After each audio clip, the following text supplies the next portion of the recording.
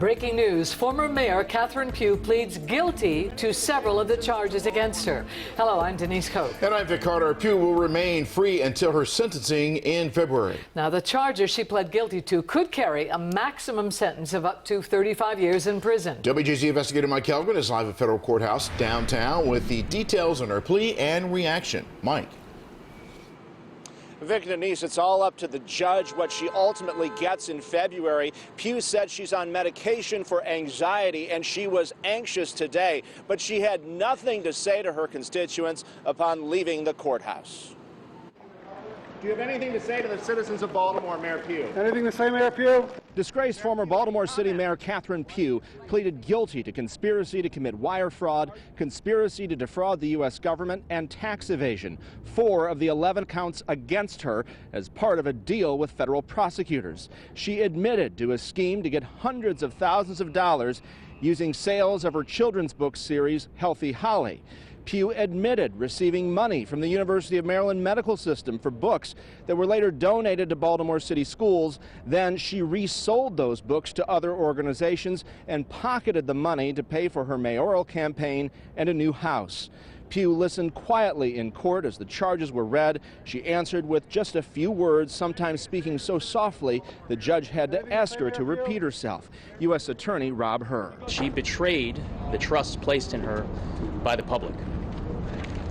The city of Baltimore faces many pressing issues, and we need dedication and professionalism from our leaders, not fraud and corruption, if we have any hope of fixing these problems.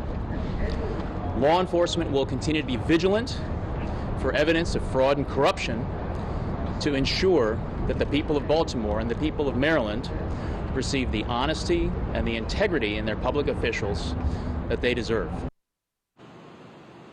And one of the more stunning details from the courtroom today, Pugh admitted to accepting a $100,000 check from a local businessman so that she could buy a new house because she wanted to entertain when she became mayor. Again, she is scheduled to be sentenced in February. Her lawyer also had no comment today. Reporting live from the federal courthouse, Mike Helgren, WJZ.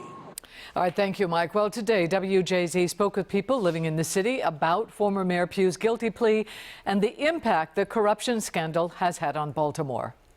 It's not something that's just given up front. You need to gain the people's trust because you're in such a place of power. You can't expect it to be given. I feel like the people who still had trust, I personally don't put a lot of stock in what people in high places of power say because absolute power corrupts, absolutely. She knew what she was doing, and she didn't think she was going to get caught doing that. We voted for her because we trusted her, and we didn't believe she would do that. She didn't even seem to be that kind of person, but I guess you never can tell. We invite you to stay with WJZ. We'll have complete coverage of Catherine Pugh's guilty plea. We'll bring you the latest developments as they evolve.